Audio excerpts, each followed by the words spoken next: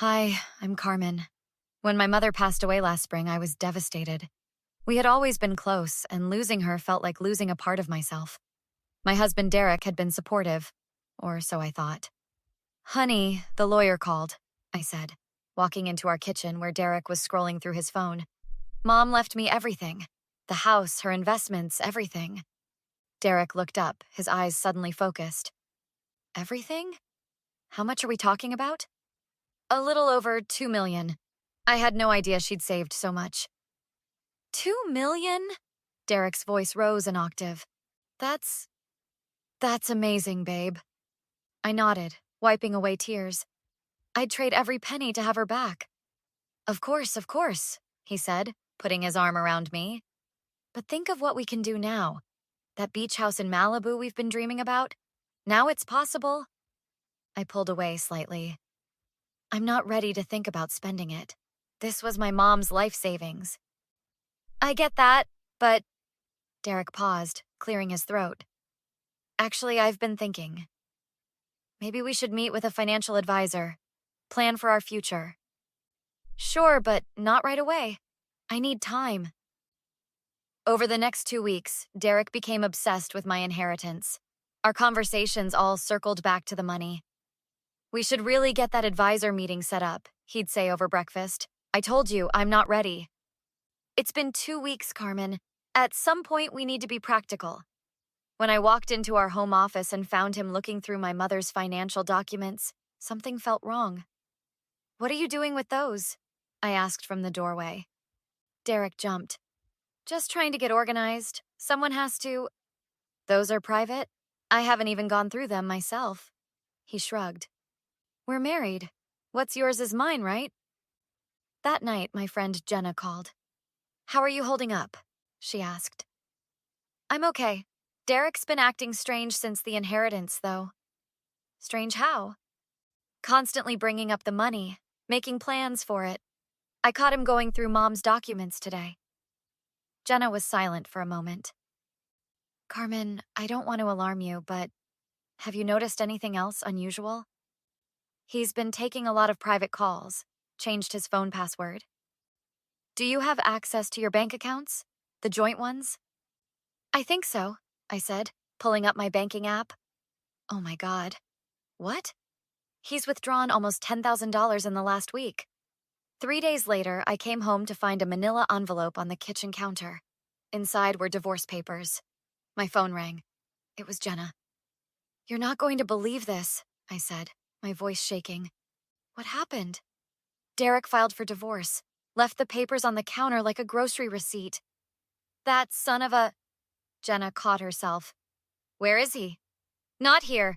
Just a text saying he's staying at his brother's place and his lawyer will be in touch. Call Martin, Jenna said firmly. My divorce attorney. He's the best. Derek is clearly after your inheritance. But we've been married for 7 years. Doesn't that mean... Listen to me, Jenna interrupted. Call Martin. Now. Before Derek does any more damage. As I hung up, a text came through from Derek.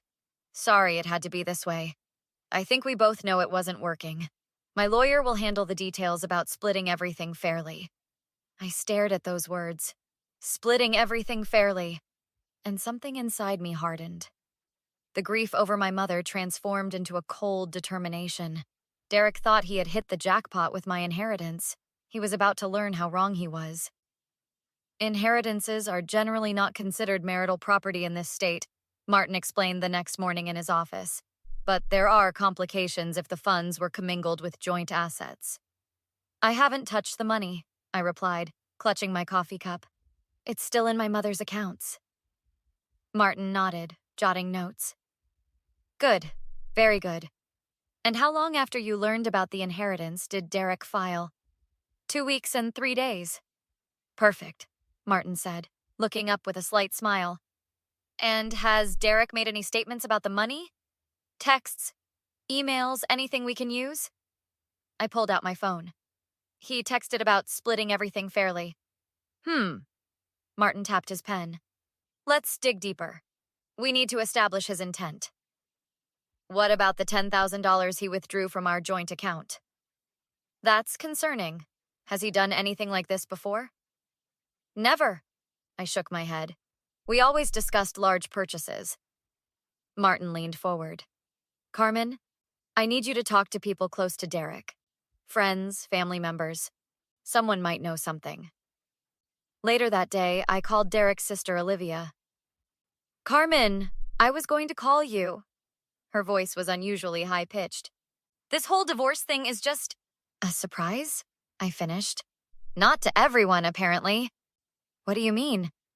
Derek's been planning this, Olivia, right after I inherited my mother's money. That's ridiculous, she scoffed. My brother wouldn't do that. He's not perfect, but he's not a gold digger. Then why withdraw $10,000 without telling me? Why file for divorce 2 weeks after learning I inherited $2 million? Silence hung on the line. $2 million? Olivia finally whispered. Yes, did he tell you about that part? He said you'd come into some money, but needed to be protected from yourself because you were emotional about your mom. I laughed bitterly. And you believed him? Carmen, I don't know what to say. He told us you two had been having problems for years. That's a convenient rewrite of history. Ask yourself, Olivia, if we've had problems for years, why file now? Why not 6 months ago? A year ago? Olivia paused. He did ask me some weird questions recently, about whether inheritances are shared in divorce. My grip tightened on the phone. When? About 3 weeks ago, right after your mom passed. I thought he was just making conversation. He was making plans, I corrected. The next day, Jenna and I met for lunch. I talked to his coworker, Sam, Jenna said, sliding into her seat. Derek's been bragging about coming into money. Told everyone he's buying a boat. A boat? I shook my head in disbelief. He gets seasick on ferries. Oh, it gets better, Jenna leaned in. He's been seeing someone, administrative assistant at his office. Started about 6 months ago. 6 months? The revelation hit like a physical blow. I'm sorry, Carmen. Sam said he's been taking her to view waterfront properties. With my money, I whispered, then straightened my shoulders. But he doesn't have it yet. And now he never will. Martin called as we were finishing lunch. Carmen, I found something interesting. His voice was measured but excited. Derek's attorney filed paperwork claiming your inheritance as marital property, but he made a critical mistake. He dated discussions about the money before your mother's passing. That's impossible, I said. I didn't even know about the inheritance until after she died. Exactly, Martin sounded pleased. He's building a case that you two had discussed this money for years, but that timeline doesn't work. So, what do? We set a trap, Martin replied, and let Derek walk right into it. She knows, Olivia's voice carried from the driveway as I watched through the living room window. You lied to me, Derek. To everyone. Lower your voice, Derek hissed, glancing toward the house. It's complicated. Complicated? Olivia pushed past him, heading for my front door. You're trying to steal her inheritance after her mother died. I opened the door before she could knock. Carmen. Olivia looked flustered. I'm so sorry. I had no idea what he was doing. Derek approached, his face a mask of concern. Carmen, baby, can we talk? Privately? We're past private conversations, Derek, I said coolly. But please, come in. We have things to discuss. In the living room, Derek's eyes darted between his sister and me. Olivia, maybe you should go. She stays, I countered. Along with Martin, who should be here any minute. Your lawyer? Derek's fake smile faltered. That's not necessary. We can work this out ourselves. Like you worked out how to get your hands on my inheritance? That's not... Don't, I cut him off. Don't insult me by lying again. The doorbell rang, and moments later, Martin joined us, setting his briefcase on the coffee table. Mr. Peterson, Martin nodded to Derek. I believe your attorney is misrepresenting some facts in your filing. Derek shifted uncomfortably.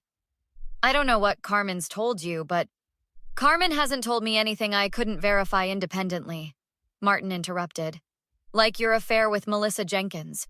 Or the waterfront properties you've been viewing together? You had me followed? Derek's face reddened. No need, I replied. Your own friends sold you out pretty quickly. Derek's expression shifted to wounded innocence. Carmen, I know this looks bad, but our marriage has been struggling for years. You know that. Really? Because last month, on our anniversary, you told me it was the happiest 7 years of your life. I was trying to make it work, he sighed dramatically. But with your mother's illness, and then the inheritance, it just highlighted our problems. I laughed. The only problem was that I inherited money you wanted? That's not fair. I loved your mother. You loved what she was worth to you, I corrected. Derek stood abruptly. I don't have to listen to this. My lawyer will handle everything. Sit down. Martin's command was quiet but forceful. Your lawyer has already made a critical error, claiming you and Carmen discussed her inheritance years before her mother passed. How could you discuss money nobody knew existed? Derek paled. And there's the $10,000 you withdrew, I added. The apartment lease you signed last month? I can explain that. Let me save you the trouble, I interrupted. You've been planning this for months. You started cheating, set up your exit strategy, and then got lucky when my mother died. You thought you hit the jackpot. Carmen, please. His voice softened as he reached for my hand. I've made mistakes. Terrible mistakes. But I still care about you. We can work through this. I pulled away. No, we can't. And you don't care about me. You never did.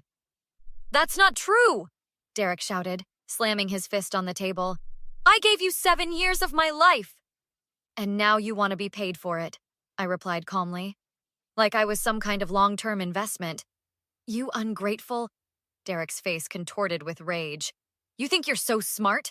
You'll regret this. No one makes a fool of me. He lunged forward, grabbing my wrist hard enough to leave marks. Derek! Olivia cried out.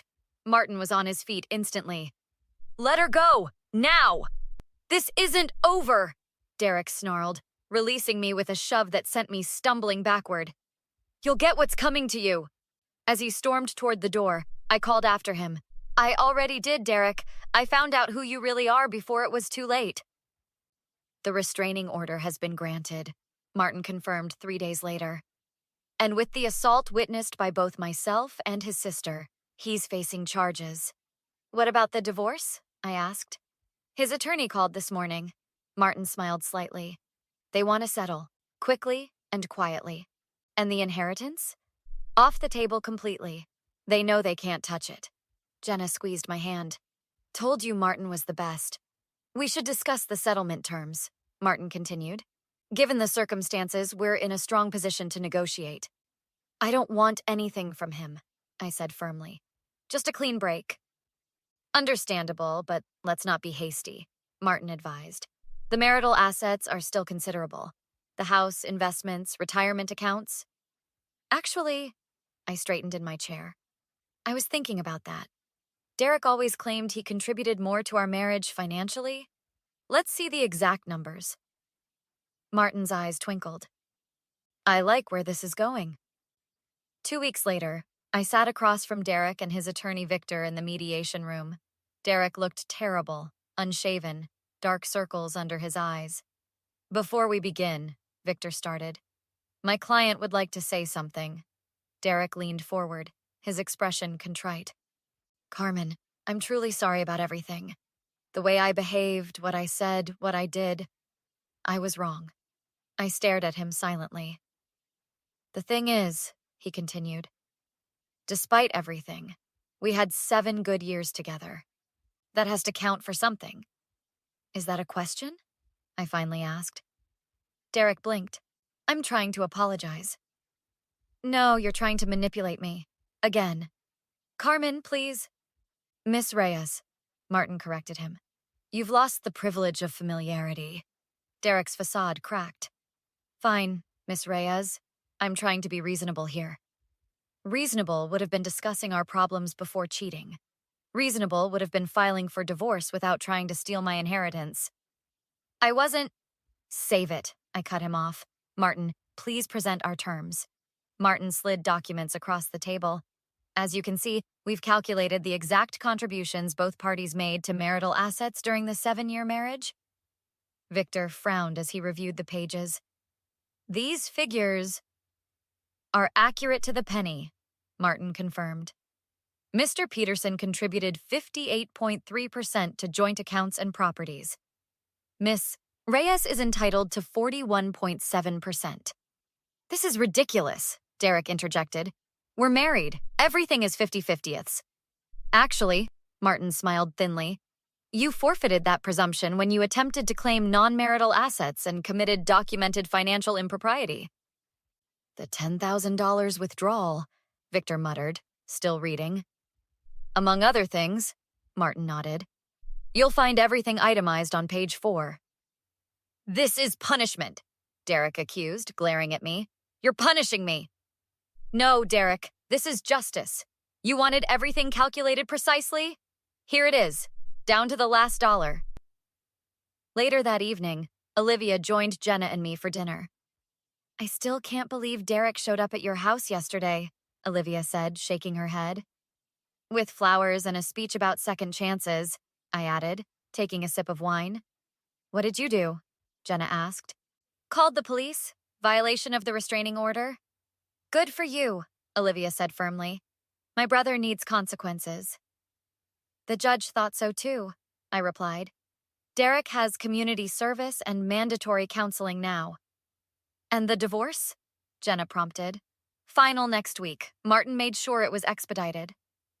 What will you do now? Olivia asked. I smiled genuinely for the first time in months. I'm setting up a scholarship in my mother's name for single parents returning to college like she was. She would have loved that. Jenna squeezed my hand. And for me, I continued. I'm taking a trip. Somewhere I've always wanted to go, but Derek always dismissed as boring. Which is? The Galapagos Islands. To see the wildlife, take photographs. That sounds perfect, Olivia raised her glass. To new beginnings. To justice, Jenna added. I lifted my glass, feeling lighter than I had in months. To my mother, who saved me in more ways than one. Have you ever discovered someone's true colors just in time? I'd love to hear your story in the comments. And if you enjoyed this revenge tale, please like and subscribe for more.